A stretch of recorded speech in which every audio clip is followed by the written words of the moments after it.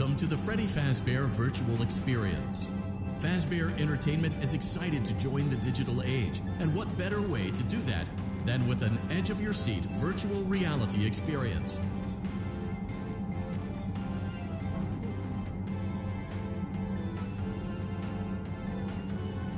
We know that Fazbear Entertainment has developed something of a bad reputation over the last few decades, and while it's true that some stories associated with our name were loosely based on actual events, the majority of them were total fabrications from the mind of a complete lunatic, lawsuits pending. But we aren't above laughing at ourselves. Ha ha ha. That's why we have recreated many of these completely fictitious scenarios, lies, that you've been fed over the last several years into a hilarious VR game, in the hopes that we can finally move past these childish ghost stories and develop a new relationship with you, as well as your kids. Don't forget the merch, perfect for birthdays. So sit back and enjoy a few scares. We do, however, ask that you agree to a simple waiver before you play.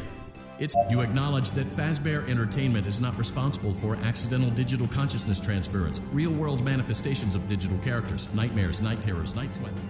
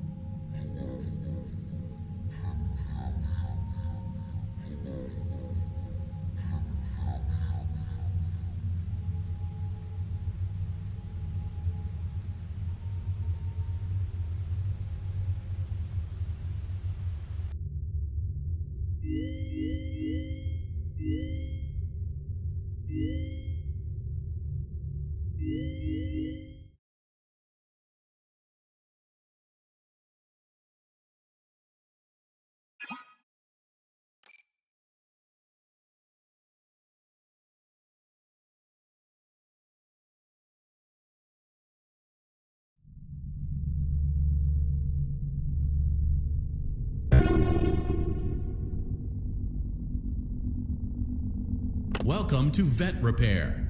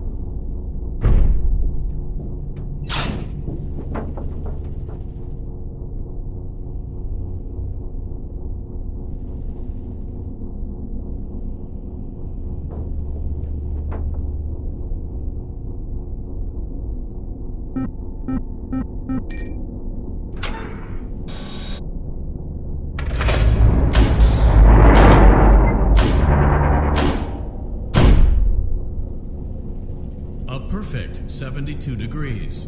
Good job. See you next time.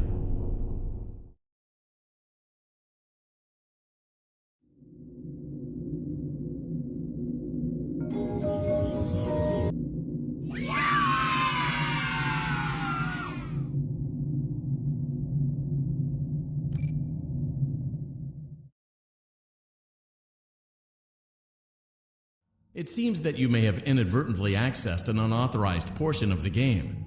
Please be aware that interacting with unofficial game code can be harmful to you and potentially damaging to our reputation.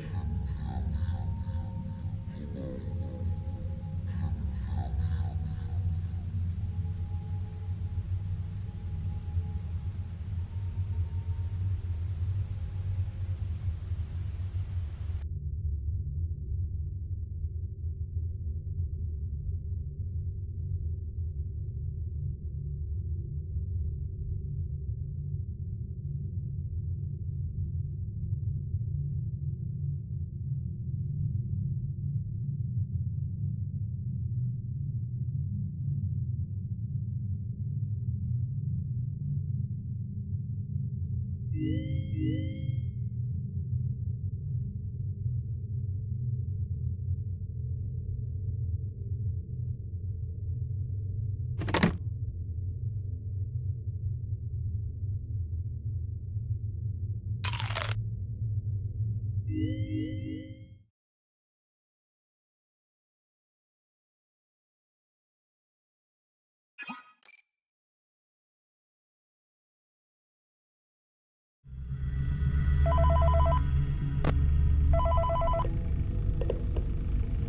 man, okay, I have some awesome news for you. First of all, we found some vintage audio training cassettes. Dude, these are like prehistoric. I think they were like training tapes for like other employees or something like that. So I thought we could like have them playing like over the speakers as people walk through the attraction. Dude, that makes us feel legit, man. But I had an even better surprise for you. You're not gonna believe this. We found one. A real one. Gotta go, man. Well, look, it's in there somewhere. I'm sure you'll see it. Okay, I'll leave you with some of this great audio that I found. Talk to you later, man. Hello? Hello? Welcome to your new career as a performer/entertainer for Freddy Fazbear's Pizza. These tapes will provide you with much-needed information on how to handle/climb into/climb out of mascot costumes. Right now, we have two specially designed suits that double as both animatronic and suit. So please pay close attention while learning how to operate these suits, as accidents/injury/death/irreparable and grotesque maiming can occur. First, we will discuss how to operate the mascots when they are in animatronic form. For ease of operation, the animatronics are set to turn and walk towards sound cues. This is an easy and hands-free approach to making sure the animatronics stay where the children are for maximum entertainment/crowd pleasing value. To change the animatronics to suit mode, insert and turn firmly the hand crank provided by the manufacturer. Turning the crank will recoil and compress the animatronic parts around the sides of the suit, providing room to climb inside. Please make sure the spring locks are fastened tight to ensure the animatronic devices remain fixed. We will cover this in more detail in tomorrow's session. Remember to smile. You are the face of Freddy Fazbear's Pizza. Hi.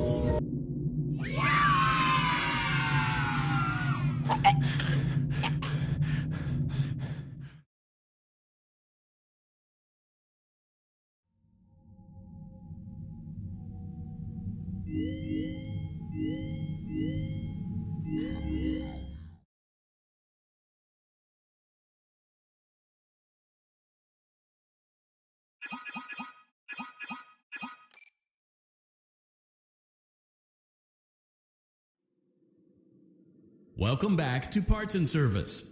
It looks like one of our guests left a personal item on our star attraction. Let's return it to the Lost and Found. Carefully grab and remove the child's hat from Freddy's mouth. Freddy's got a pretty good job. Now place the hat in the... While we're at it, let's make sure there isn't anything else stuck inside. To access Freddy's chest cavity, grab Freddy's bow tie and pull it outwards. Well done. Freddy's chest cavity is now open. Remove the child's watch and place it in the Lost and Found bin. Be careful not to touch any of Freddy's sensitive wiring.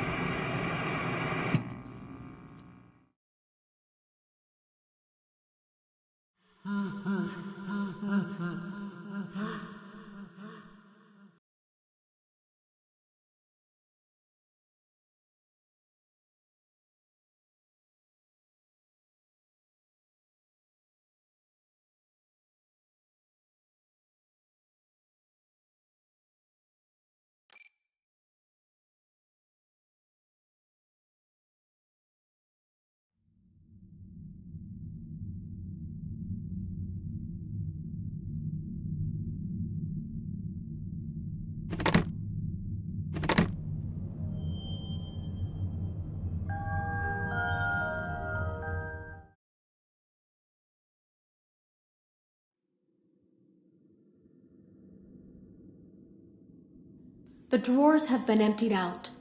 Someone was here. I don't think it was spring cleaning either. No, there was plastic on the floor. Someone was definitely here during the night. It had to have been the client. I mean, they sent us that stuff in the first place with no explanation, told us to scan it, said it would expedite the process so we wouldn't need to program any pathfinding ourselves. It was a budget thing, I guess. It was just junk. Circuit boards and things like that. Looked pretty old. Somehow, though, there was usable code on some of it. It seemed to take hold by itself. Things started changing. But then, he started appearing. At least that's what Jeremy said.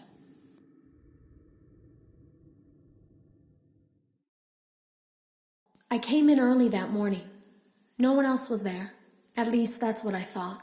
The supply room was lit. I didn't even notice Jeremy standing in the testing room as I walked past. The supply room was so bright, glowing from all the way down the hall. Jeremy complained of nightmares when he came in this morning. He wasn't talking about it like someone telling a friend about his dreams, though. He was pale, looked like he hadn't eaten in days. He spent an hour talking in Dale's office, but it didn't look like he was given much sympathy. When he came out, he went directly back to the testing room. He doesn't even jump anymore. Nothing scares him. He just stands there like he's talking to someone. Sometimes he rocks from side to side. We were told to leave him alone. I knew I was in line to do the testing next. They'd been prepping me for it. I guess they knew that Jeremy would need to be replaced soon.